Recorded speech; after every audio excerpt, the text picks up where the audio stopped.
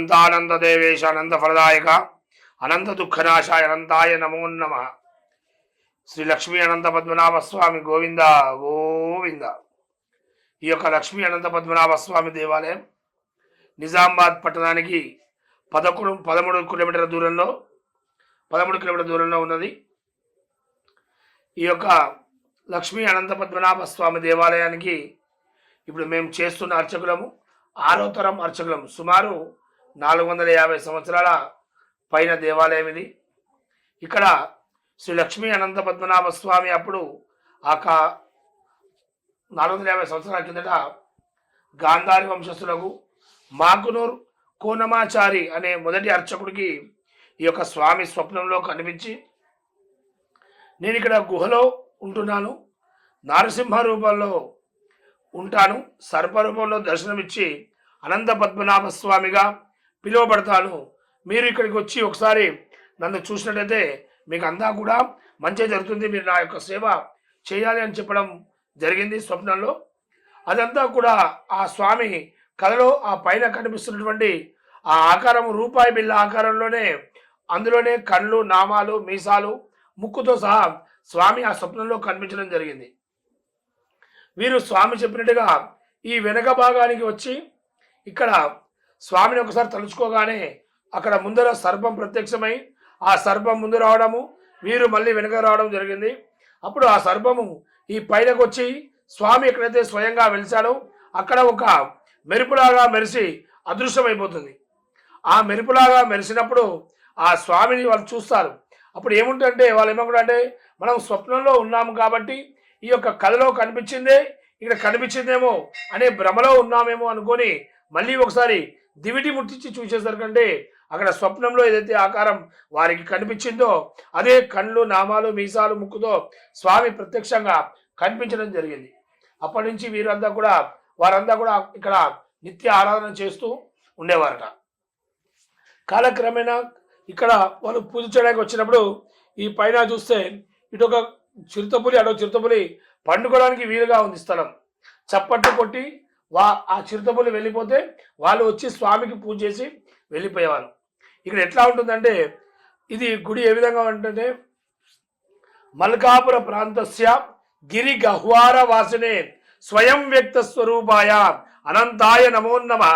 అంటే మల్కాపురం ప్రాంతానికి దగ్గరలో గిరి అంటే కొండపైన, గహ్వారం అంటే గుహలో లక్ష్మీ నరసింహ రూపంలో వెలిసినటువంటి శ్రీ లక్ష్మీ అనంత పద్మనాభ స్వామి అని ఇక్కడ చెప్పడం జరిగింది. ఆ స్వామి ఏ విధంగా దర్శనమిస్తా అంటే, లక్ష్మీ నరసింహ రూపాయ భక్తాభిష్ట ప్రదాయనే సర్పరూప ప్రదర్శాయ అనంతాయ నమో నమః. లక్ష్మీ నరసింహ స్వామి రూపంలో ఆకారం ఉండి సర్పరూపంలో సంచరిస్తూ సర్పరూపంలో స్వామి దర్శనమిస్తూ ఇక్కడ భక్తుల యొక్క కోరికలు నెరవేరుస్తూ ఈ యొక్క అనంత పద్మనాభ స్వామిగా పిలువబడుతూ స్వామి భక్తుల యొక్క కోరికలు నెరవేరుస్తూ ఉన్నాడు. ఇక్కడ కాలక్రమేణా ఏమైందంటే స్వామికి ఎటువంటి ఆస్తులు లేవు, భక్తులు ఇచ్చే కానుకల మీదనే ఈ యొక్క ఆలయాన్ని అభివృద్ధి చేయడం జరిగింది. ఈ పక్కన చూసినట్టయితే మన చెరువు ఎంత పెద్దగా ఉందో ఆ చెరువు చాలా పెద్దది. అది 7 ఊర్ల పారకం.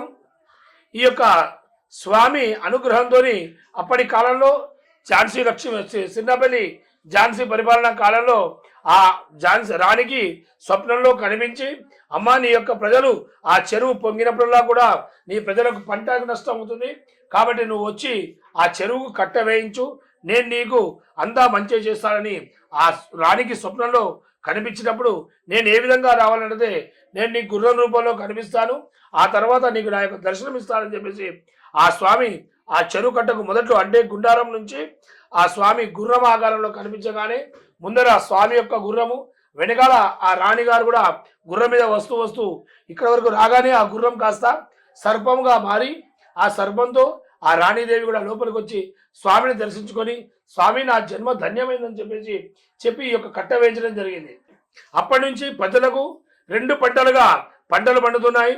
ఈ స్వామి అనంత పద్మనాభ స్వామి కాబట్టి అనంతగిరి అని, స్వామికి 2 భార్యలు అలివేలుమంగ లక్ష్మీదేవి కాబట్టి లక్ష్మాపురం మలకాపురని, స్వామి గుండ మధ్యలో వెలిసాడు కాబట్టి గుండారమని, స్వామి ధర్మంగా పరిపాలిస్తున్నాడు కాబట్టి ధర్మారమని, స్వామి యొక్క జల్లు అక్కడి వరకు వెళ్తుంది కాబట్టి జలాల్పూర్ అని, మరియు ఈ యొక్క చెరువు యొక్క పాలు పంచుకుంటున్నారు కాబట్టి పాలని ఆ పాల నుంచి నేరుగా జన్నాపల్లి వాగులో కలిసి గోదావరిలో కలుస్తున్నాయి ఈ నీళ్లు.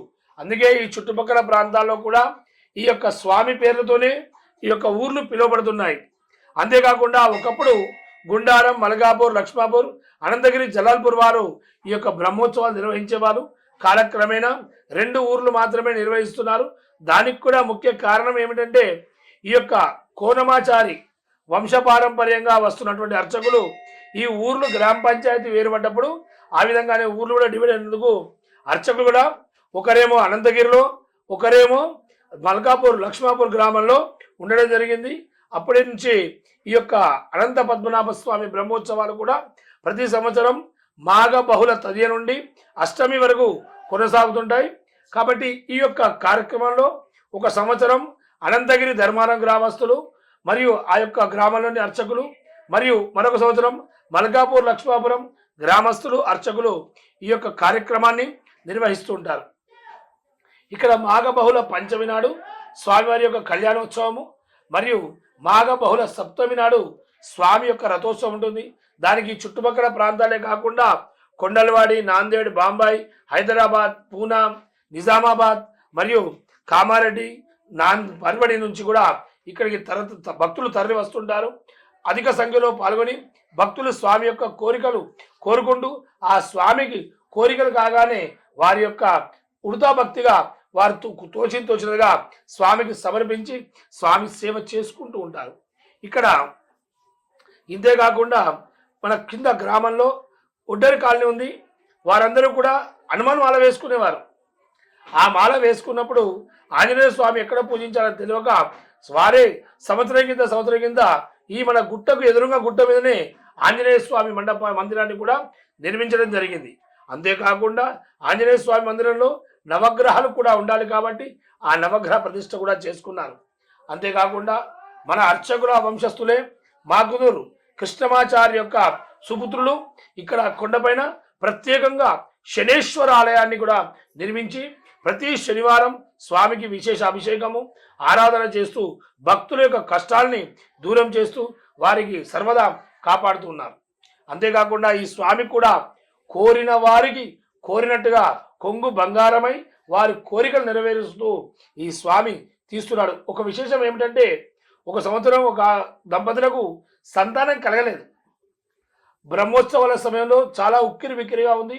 ఆ సమయంలో స్వామి దగ్గరికి వచ్చి ఆ తల్లి ఏడుస్తుంది, అయ్యా నాకు పెళ్ళై 2 సంవత్సరాలు అయినప్పటికీ కూడా సంతానం కలగలేదు, నా పరిస్థితి ఏమిటని ఏడుస్తుంటే పైనుంచి ఈ స్వయంగా వెలిసినటువంటి ఆ మూర్తి దగ్గర నుంచి ఒక చిన్న పాము పిల్ల రూపంలో ఆమె ఓట్లో పడదంట. అది దులిపితే ఒకసారి పాము పిల్ల అందరూ భయపడి పారిపోతున్నప్పటికీ కూడా ఆ పాము పక్కకు వెళ్ళి ఆమెను చూసి పరిగెత్తు చూసి ఆస్వాదించి వెళ్ళింది. ఆ సంవత్సరమే ఆమె కొడుకు పుట్టాడు. అంతేకాకుండా గతంలో పెరమాళ్ళాచారి గారు అన్నటువంటి ఒక అర్చకుణ్ణి ఈ మన మాకునూరు వంశస్థులు ఎవరు చేసేవాళ్ళు లేక పిల్లలు ఉండడంతో చిన్నపిల్లలు కావడంతో ఆ అర్చకుడిని పెట్టారు 50 రూపాయల వేతనంతో. ఆ స్వామి వచ్చి రోజు అర్చన చేస్తుంటే చెంబులో నీళ్లు పట్టుకొని నైవేద్యం తీసుకొని 2 కిలోమీటర్ల దూరం నుంచి అనంతగిరి నుంచి రోజు రావాలి. వస్తున్నప్పుడు ఆ స్వామి ఆ మెట్ల మీద పెద్దగా సర్పరూపం పడుకొని ఉంది. చూసి ఆ పాము ఇంత ఉంది, భవ్యంగా ఉంది, నేను వెళ్ళలేనని చెప్పేసి భక్తుడు భగవంతుడికి పరీక్ష పెట్టాడు. స్వామి రోజు నేను పూజ చేయడానికి వస్తున్నా, నన్ను ఈ విధంగా భయపెడితే నేను రాలేను కాబట్టి నా కళ్ళ ముందే నువ్వు ఇక్కడి నుంచి వెళితేనే కానీ నేను వెళ్ళి పూజ చేయలేనని చెప్పగానే పాపం భగవంతుడే సంతోషించి ఆ భక్తుడి యొక్క కోరిక తీర్చడానికి ఈ పక్క నుంచి ఆ పక్కకి ఆ పరుపు బండలాగా ఉంది, ఆ బండ మీదకి వెళ్ళి స్వామిని చూసి వెళ్ళిపోయాడు. అప్పుడు ఆ యొక్క పెరమాచారి గారు స్వామికి అభిషేకం ఆరాధన చేసుకొని వెళ్ళాడు. ఆ సంవత్సరమే ఆయనకు కూడా కుమారుడు జన్మించాడు. ఆ కుమారుడు శేషాచారి గారు సర్పానికి ఎట్లయితే పాదం ఉంటుందో కృష్ణ పాదము, ఆ విధంగానే ఇక్కడ నుదుటికి పాదంతోనే జన్మించాడు. ఆ శేషాచారి గారు ప్రస్తుతం హైదరాబాద్లో మనవరాలతో ఆనందంగా ఉండడం జరుగుతుంది. ప్రస్తుతం మేము చేస్తున్నాం 6వ తరం అర్చకులము. ఈ యొక్క స్వామికి ప్రతి సంవత్సరము 2 సార్లు అంగరంగ వైభవంగా ఒక జాతర మాదిరిగా జరుగుతుంది. ఒకటేమో భాద్రపద శుద్ధ చతుర్దశి, అనంత చతుర్దశి అంటారు.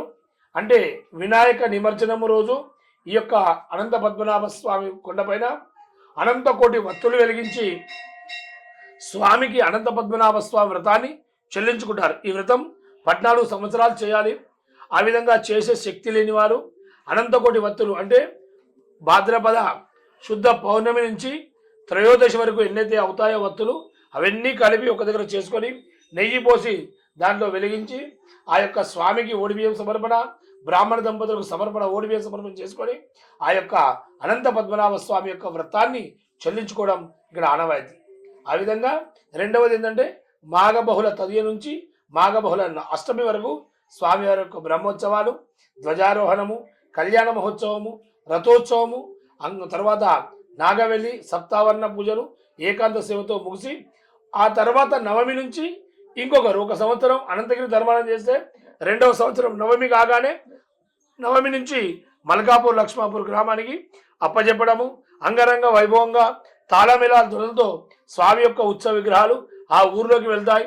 అక్కడ ఉండి ఆ అర్చకుల ఇంట్లోనే ఉంచుకొని రోజు నిత్యారాధన చేస్తూ ఇక్కడికి వచ్చి కూడా స్వామికి నివేదన చేస్తూ ఉంటారు.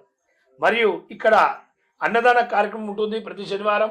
ఆ అన్నదాన కార్యక్రమంలో కూడా భక్తులు అధిక సంఖ్యలో పాల్గొంటారు. ఈ అన్నదానం కూడా ఏమిటంటే భక్తుల యొక్క సహాయ సహకారాలతోనే నడుస్తూ ఉంటుంది.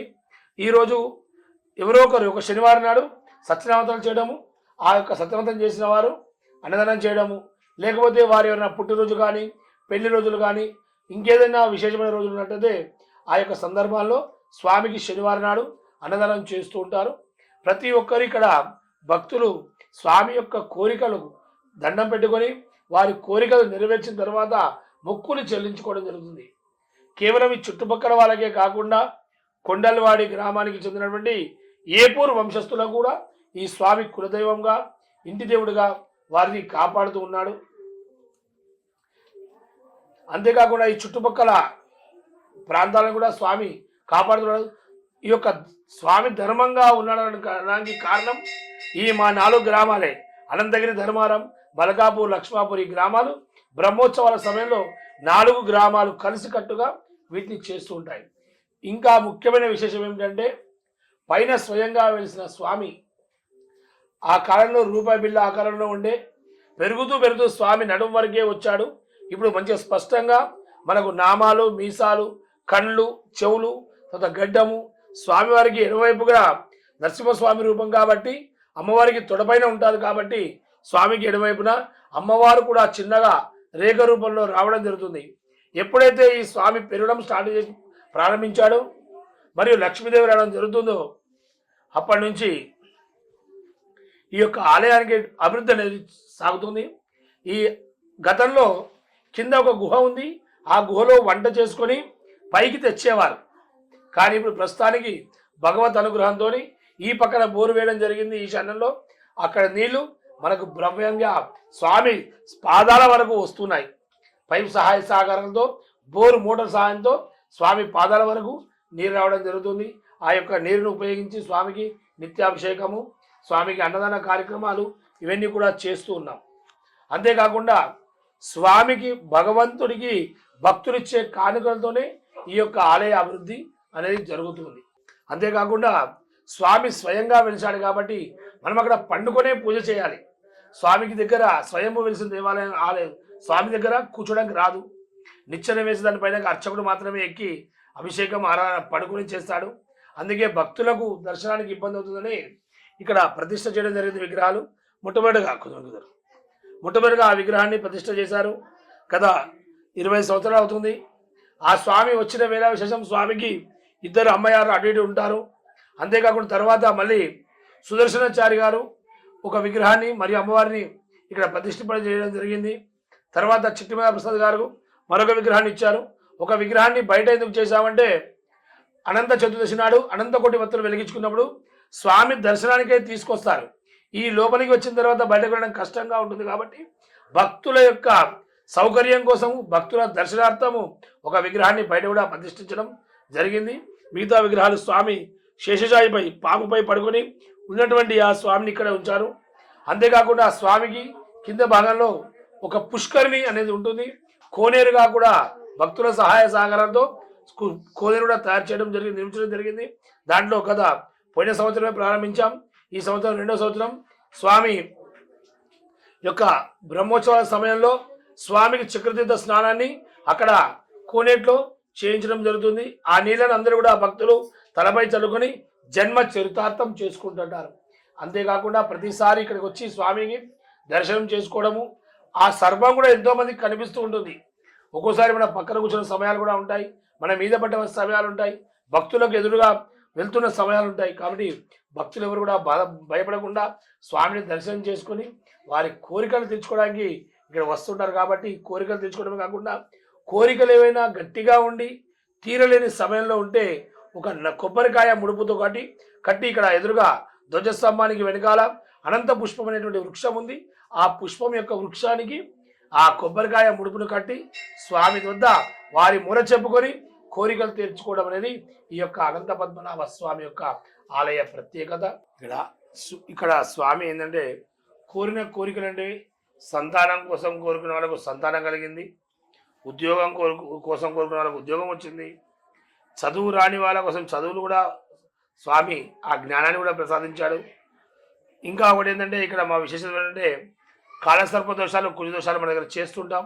వివాహం కాని వాళ్ళకు కానీ, తర్వాత వివాహం కాని వాళ్ళకు వివాహ యోగ్యం కలిగింది. స్వామి యొక్క బాసింగాలు కూడా స్వామి నాగవల్లి రోజు ఇక్కడ సమర్పిస్తుంటారు. సంతానం కోసం సంతాన కంకణం కూడా కట్టడం జరుగుతుంది. ఆ యొక్క కార్యక్రమాలే కాకుండా ఇక్కడ ఉన్నటువంటి ఏదైనా దోషాలు ఉన్నప్పటికీ కూడా ఆ దోషాలు నెరవేర్చి వారికి సంతానం కానీ మరియు ఆ యొక్క పిల్లలకు వివాహం కోసం కానీ భగవంతుని అనుగ్రహాన్ని ప్రసాదించడం జరుగుతుంది ఇక్కడ. అందులో ముఖ్యంగా ఈ సంతాన విషయంలో నేనే ఒక కారణం. నాకు ఫస్ట్ నేను ఈ గుళ్ళో అర్చన కార్యక్రమానికి దిగినప్పుడు నాకు సర్పంలో స్వామి ప్రత్యక్షమై కనిపించినాడు. ఆ తర్వాత అదే రోజు హాస్పిటల్కి వెళ్ళి చూపించుకుంటే మాకు కన్ఫామ్ అయింది. ఆ పిల్లవాడు కూడా ఇక మీకు ఎదురుగానే ఉన్నాడు, ఈ అర్చకుడే ఆయన.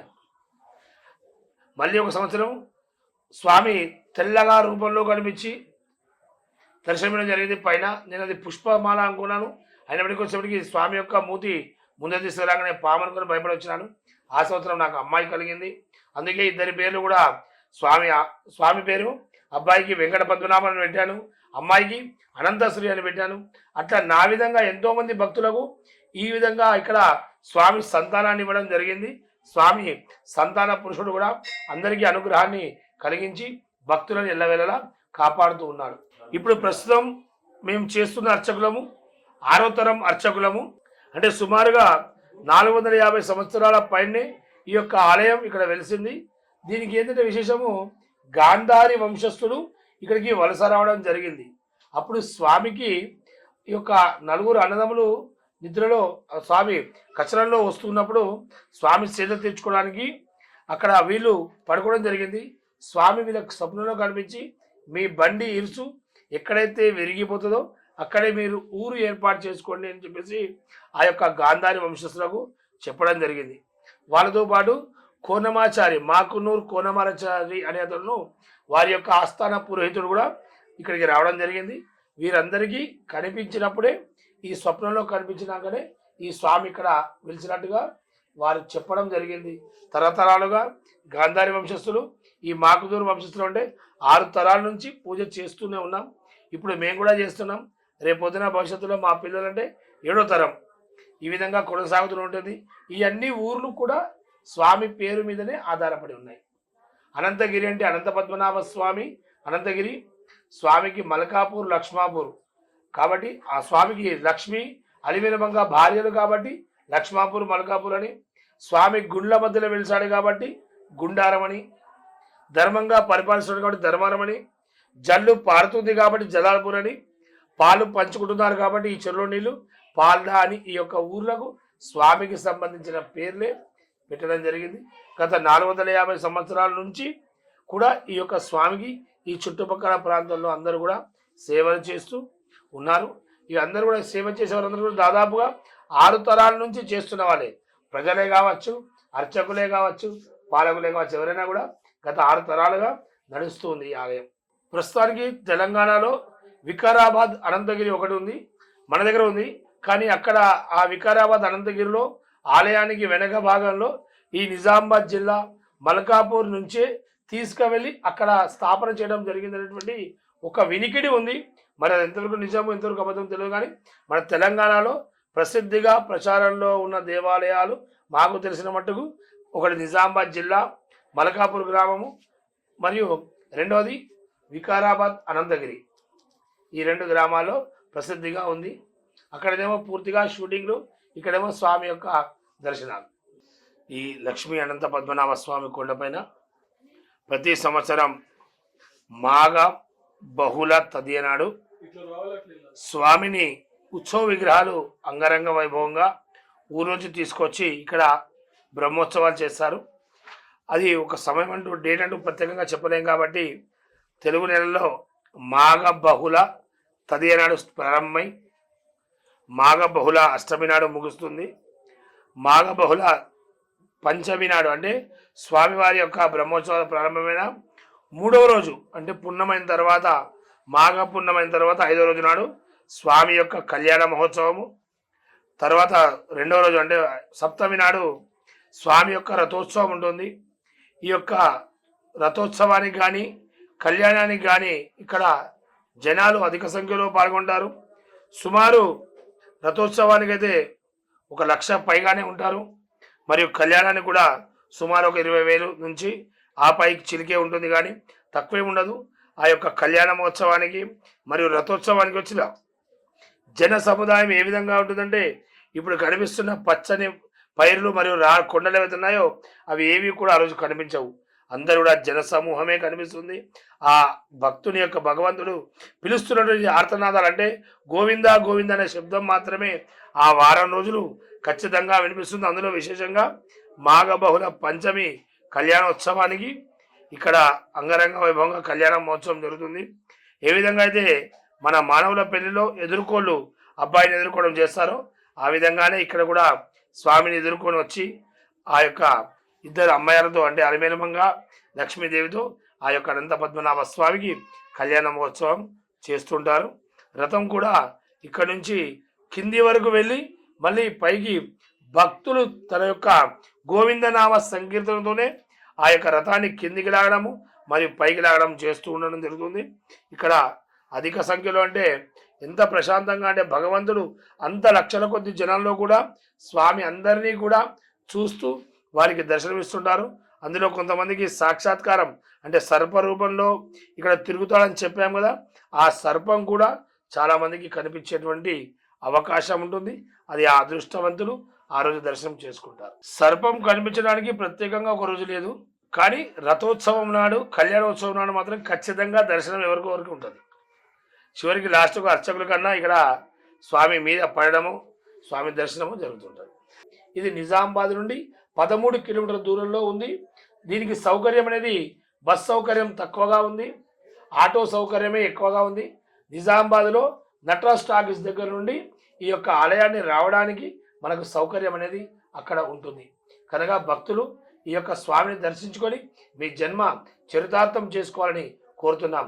అనంతానంద దేవేశ అనంత ఫలదాయక అనంత దుఃఖనాశాయ అనంతాయ నమో నమః లక్ష్మీ నరసింహ రూపాయ భక్తాభిష్ట ప్రదాయనే సర్పరూప ప్రదర్శాయ అనంతాయ నమో నమః మల్కాపుర ప్రాంతస్య గిరి గహ్వార వాసనే స్వయం వ్యక్త స్వరూపాయ అనంతాయ నమో నమః లక్ష్మీ అనంత పద్మనాభ స్వామి గోవింద గోవింద.